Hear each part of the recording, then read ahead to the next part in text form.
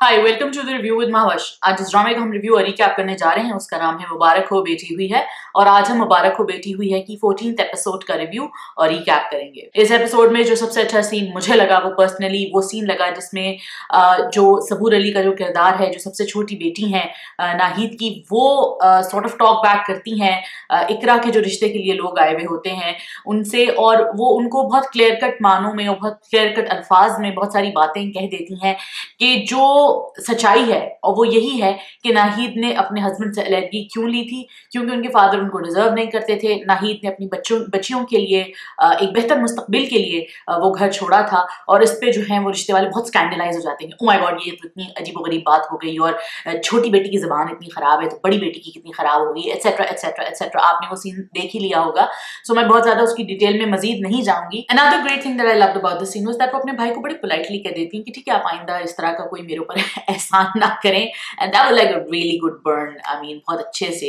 मतलब सांप भी मरिया लाठी भी नहीं टूटी। एंड इट दैट पर्सन, उनके जो भाई हैं शहजाद हैं, उनकी एंटाइटलमेंट इतनी अनोइंग और इतनी रियल थी।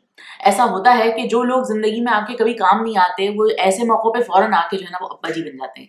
तो ऐसे लोगों के ऊपर जाहिर है उनको थोड़ी शटअप कॉल देनी जरूरी होती है। ऑब्वियसली बदतमीजी के हक में कोई नहीं होता, लेकिन समटाइम्स जबान थोड़ी सी कड़वी हो जाती है, विच ऑब्वियसली इज अंडरस्टैंडेबल। जो चीज मुझे थोड़ी सी इंटरेस्टिंग लगी मजीद वो ये थी कि, लेकिन इसको मैं बहुत ज्यादा पॉजिटिव नहीं कह सकती बट इंटरेस्टिंग कहूंगी साइकोलॉजिकल पर्सपेक्टिव से, वो ये है कि जो सबूर अली का जो किरदार है अंबर का, वो एक साहब से बात कर रही होती हैं। वो एक चैरिटी ऑर्गेनाइजेशन में काम कर रही हैं और वो एक साहब से बात कर रही हैं जिसमें वो रिजेक्ट कर देती हैं एक साहब की रिक्वेस्ट को। वो अपने किसी बच्चे के इलाज के लिए आए होते हैं और वो रिजेक्ट कर देती हैं और वो कहती हैं कि जी आप जाएं यहाँ से, क्योंकि वो गलती से उन साहब के मुंह से ये निकल जाता है कि मैं तुम्हारे बाप की तरह हूँ। It was just a figure of speech, and the fact that it disturbed her so much and it distressed her so much said a lot about her own personality. कि उनकी personality में भी इस तरह की problems हैं, and it was a very unkind thing to do.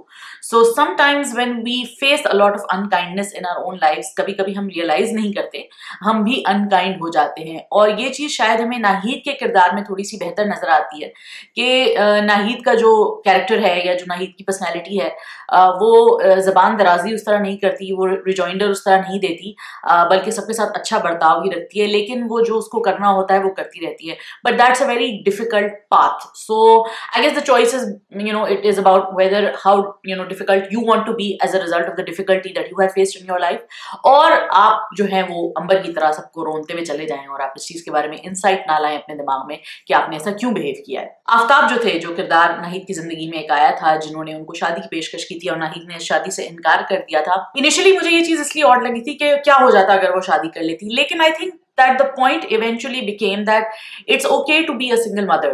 Sometimes you don't have to be in a relationship just because माशरे से प्रेशर है, लोगों से प्रेशर है, या किसी ने आपको प्रपोज कर दिया तो बस आपने शादी करनी है।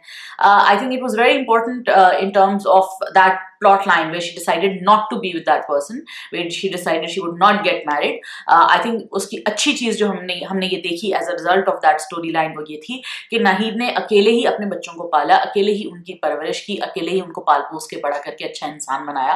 अंबर के बारे में आई डोंट नो हम ये बात कह सकते हैं या नहीं, क्योंकि the way that she treated that old man, it was like really really cruel. So but then ये उसके सर्कमस्टांसेस का वो प्रोडक्ट है।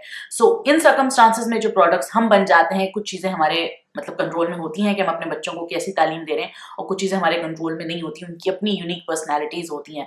सो ये स्ट्रगल जो है हम नाहिद की जिंदगी में आगे जाकर देखेंगे। I really like this episode for a lot of reasons, but I also found a lot of things to think about, and I guess that's what you guys must also be thinking about this episode as well.